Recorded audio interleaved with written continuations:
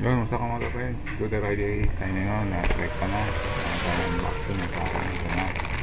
Ito ko lang sa inyo yung update, at update ko lang kayo sa aking tuwing JNT Rider Courier o provisionary JNT Rider Courier, hopefully ma-regular, fully regular by 6 months na. At ito, kaya ako nakabili nito dahil yung aking Tomsho, ano ko lang sa pop-up ko lang sa screen, Tomsho na poncho is nahulog sa daan nung bumiyaya ako ng Quezon City din pa Valenzuela. Nahulog yun nung pinantakip ko sa mga bigay ng aking brother na damit. Pabalik na dito na siguro sa part ng Green Hills. Hindi ko napansin nahulog, although matagal na sa akin yun. Ipapap ko na sa screen yung patig color yun. Medyo nakabasa na rin ako doon kasi siguro nawala na rin, pero matagal-tagal ko nang gamit yun. Ito na yung aking napili, Class A standard safety rainwear o Spartan rainwear. Rain gear to go, and malaki dito is budget, ano to, product excellent quality since 19 ano ba to, nakita ko lang ito sa Bayalazada din to yung order ko. Ipapap na sa screen yung tagal na naman tayo since 1970. Since 1970 Spartan. Yan, sa certified, sabi nila 100% waterproof. Safety is number 1 priority. Yan, safety first. Spartan rainwear heavy duty with PVC snap on bottom. So natin papap ko lang sa screen yung kanyang baka tayo i-scan natin. Yan, 100% waterproof, care guide for cleaning, wipes with wet sponge or cloth to avoid danger of suffocation. Keep the plastic bag away from babies and children, and do not use this bag in cribs. Hindi naman kailangan ilagay ito sa cribs. Safety, save earth. Yan, fully electronically sealed. Wala kung yung kapote nito. Yan, Class A standard safety Spartan rainwear, 800 poncho full length Spartan since 1970 daw. Actually ano na to, out of stock na. Ito yung naka-available tayo kasi may mag-deliver ng kapote. Orange, parang dito to, orange nakalagay din.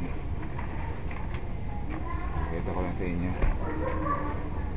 Ayan yung images, pakita ko na lang din kasi mga fully open to dahil chikit sa area ko sa table ko. Yan,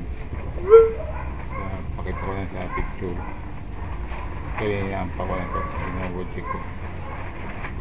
Yan, snap on button nila, sabi yan, PVC snap on button. Sana magtagal. Yan, okay naman, makapal. Initial impression lang.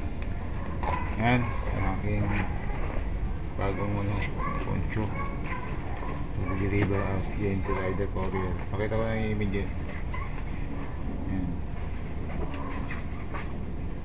sa product images ng seller. Proper okay naman siya, makapal. At sana magtagal. Yan, and disclaimer, I'm not an expert, DIY. sharing is caring lang. Yan. Sana pag ginamit ko na ito, mga balik ko din sa pagtupi ng ganito. Maayos yung pag-storage natin. At share ko na rin, sabay ko na rin yung sira na rin yung helmet ko. Hindi naman totally sira, mga gamit ko na. Pero medyo hirap na sa pag-ano. Kaya pag naulan, hindi pag biyabiyahan, hirap na ako dahil nakasama pa yung patak na ulan pag walang yung outer visor nya. Kaya nag-abili tayo ulit, kaya actually pasado tayo may ngayon, last pay later, kaya nag-abili tayo ulit. Yan ang pagtupi ng helmet. Yan. Lahat to is pag nag-order ka ngayon by last pay later, may option ka na 12 months to pay. Ako laging 12 months to pay ako. Kaya naman tayong budget natin yan. Ito Motoman na half piece ulit. Kanyang kulay naman is shiny blue, para maiba naman, shiny blue. Ang model niya is 103. Shiny blue. Try natin ulit itong product ng Motoman. Ayan, reminder, disclaimer, this is not a sponsored video. Sariling gusto ko daw. Disclaimer, reminder, this is not a sponsored video. And standard size, XL o ganyan. Ganyang box. Ayan. Kaya alam ko na ito gagamitin. Baka after payday na siguro.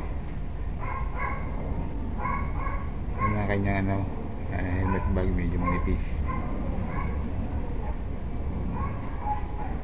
Quick update lang sa aking rain gear or riding gear as TNT Rider Courier. At kailangan natin to. Kailangan lang tong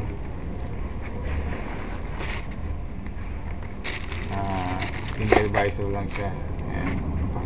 Single visor, at based sa mga bumili is maganda naman yung kanilang feedback. May ibang lang is dito, medyo faded yung iba sa white color yata. Ito is shiny blue at meron siyang apat ba na fully close. Then 1, yan yung fully close.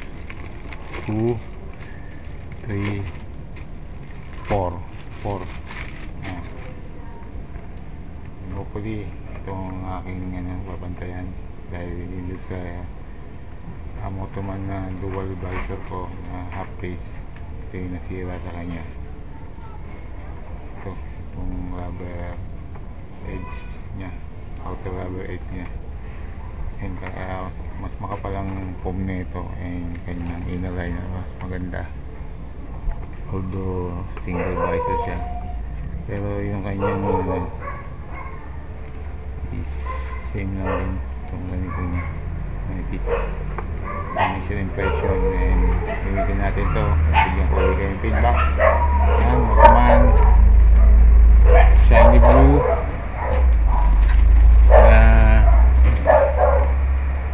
large pala nakalagay, 103. Yan, half face helmet. Ano ko na lang din yung exact model nito. So kailangan quick lang naman, quick home vlog o pick walang magawa home vlog. Yan, sharing lang sa aking update sa riding gear ko ito ulit. Yan, at tingnan natin nga kung anong model, pero siguro matagal ang video natin. Maraming salamat sa mga nanonood at sumusuporta sa aking channel, bumibisita. Maraming salamat, ituloy pa rin tayo kahit ito ko lang ha, at mag-ending video na tayo. And comment down below kung may gusto kayong pagawa, kung kaya ko naman gawin o bigyan ng gawa ng video is natin gawin natin sa aking mga kaya.